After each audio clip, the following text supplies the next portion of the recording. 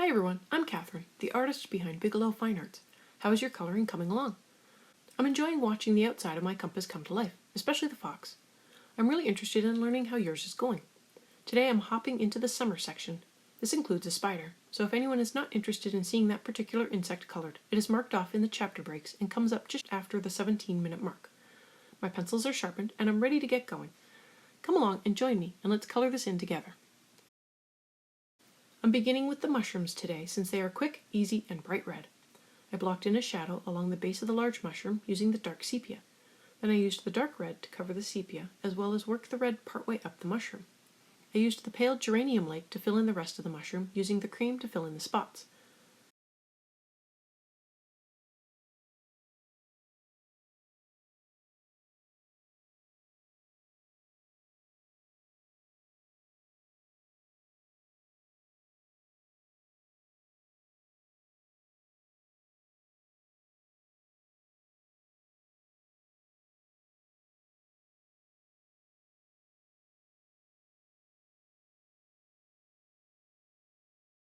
I used the brown ochre and dark sepia to color in the stems of the mushroom. They came out a brownish red, which suited the mushrooms quite well.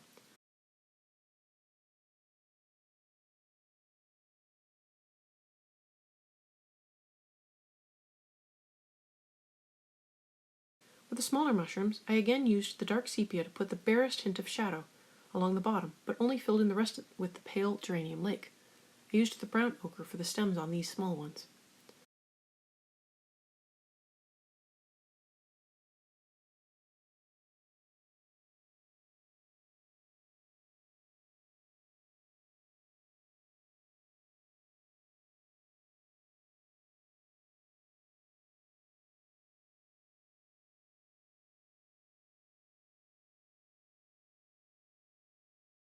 Onto the trees.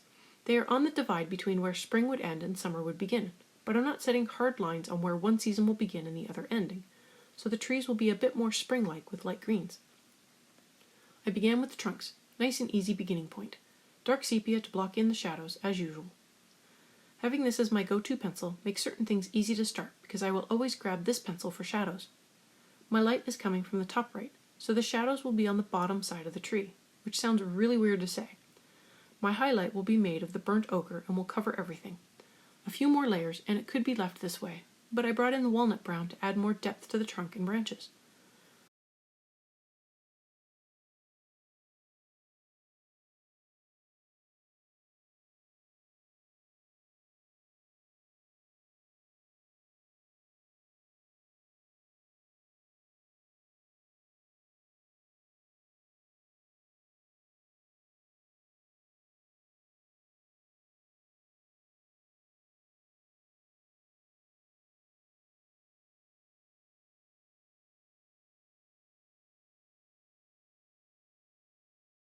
Once I had the walnut brown where I wanted it, I did come back in with the burnt ochre to add more layers and fill in the tooth of the paper better. I do like to blend things together with my highlight color as long as it won't lighten things up too much, like a white pencil might.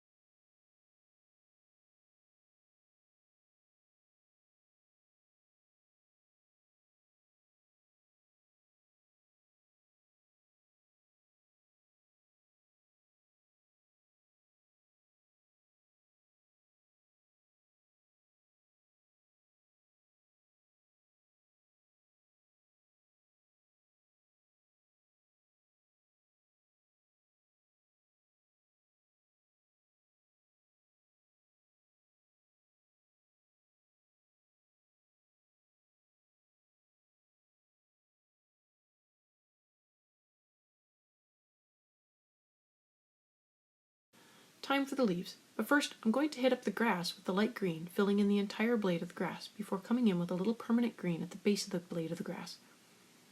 The light green is my highlight color for these trees, as well as the leaves flying away from the trees. So I'm going to come in with a light hand and color everything with the light green.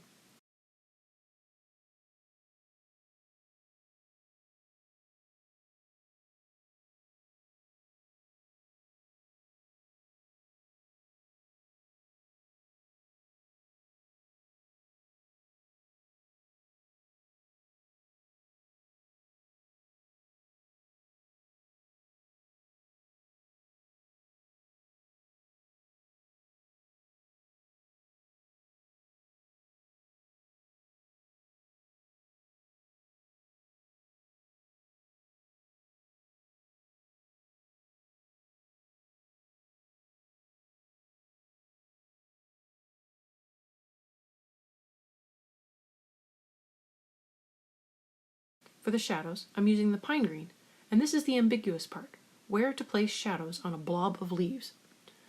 I definitely put some at the base of the tree, as well as some in the crooks of the branches. When I looked closely at the outline of the tree, some lines overlapped others, so I placed a shadow at any overlap and carried it into the tree as well. Basically, I made up a bunch of shadows. Have fun with it!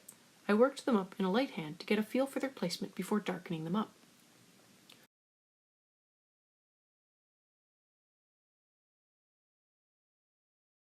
Once I think I have my shadows where I want them, I need to blend them out so I don't have a sharp shadow or sudden change in color. This is where my midtones come into play, in this case the permanent green. Everything so far has been worked up with a light hand, so I now need to come back in with the same 3 colors and add more layers which will darken the colors and blend them better into each other, as well as further define each area as shadow versus highlight. I really didn't do much for the leaves flying away from the trees, and working up these trees is similar in a way to working up the pine trees. Sure, I know what a tree looks like, but I never really stopped to look at where the shadows fall and what color they are in late spring or early summer.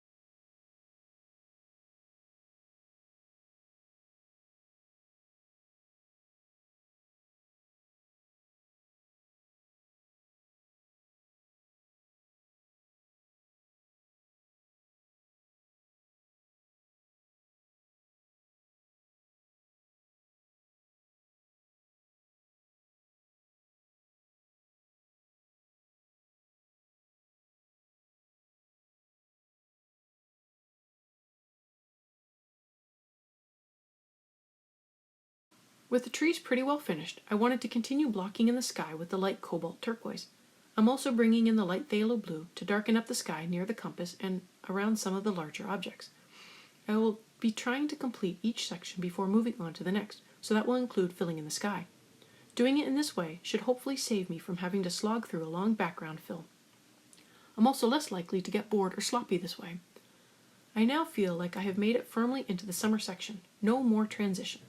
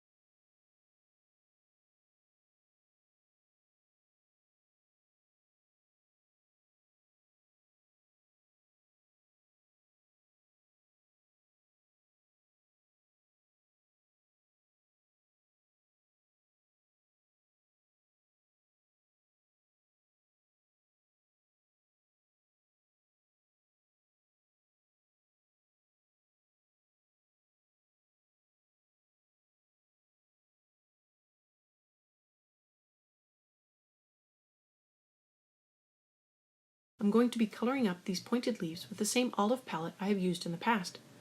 I'll be putting in a base layer of the earth green yellowish over the entire leaf. My pencil is getting short. I use this one in the May green a lot for greenery.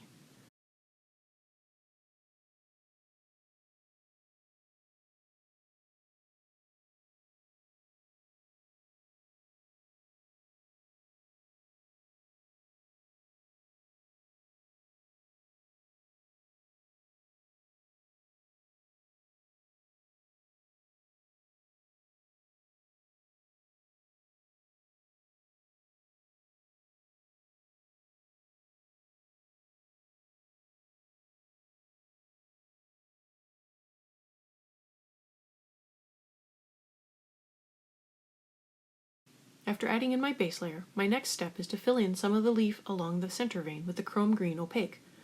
I am hitting up all the sides that have vein lines drawn into them, and to be consistent, any leaves without, I follow the pattern. I am keeping the green just to one side and close to the vein, not filling in the entire leaf half. For simplicity, filling in one side of the leaf is a valid option. These are some small leaves. The chrome oxide green is going to be a heavy lifter here. Not only am I going to use it to fill in the side I hit with the chrome green opaque, but I'm also going to add a shadow at the bottom of the light side of the leaf.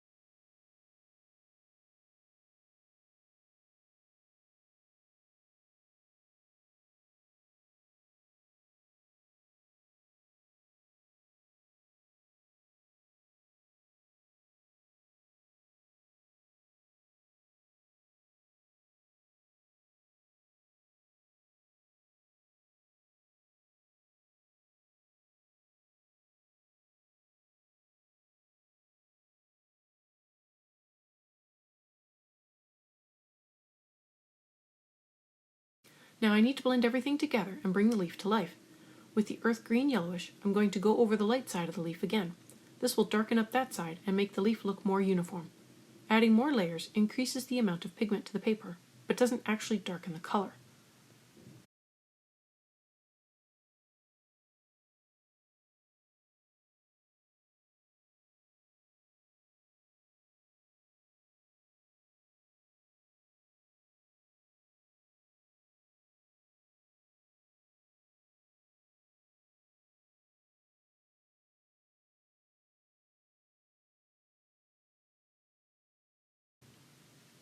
I'm going to begin the spider. If anyone is uncomfortable with insects, go ahead and skip to the next section where I will be catching the sky up to this point. I put in a light layer of dark sepia over the entire body. My spider is going to be dark, not black, but not really a brown either. Some of the colors in the palette are not used for the spider, but are going to be used on the caterpillar later. After the dark sepia, I add a layer of the walnut brown.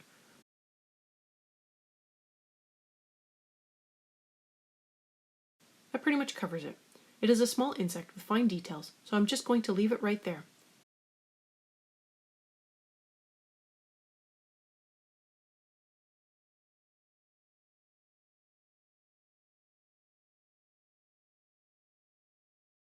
As mentioned just before I started the spider, I'm now going to catch the sky up to this point. That means starting with a light cobalt turquoise to cover everything. I first mark off the contour line around the outside of the objects, so I have a mark to color up to. Then I go and fill in around everything as best I can with a light hand. I want a hint of sky, nothing that will overwhelm the picture. Once I am caught up with the turquoise, I'll come in with the light phthalo blue and darken up the area near the compass and around some of the objects like the trees and the insect.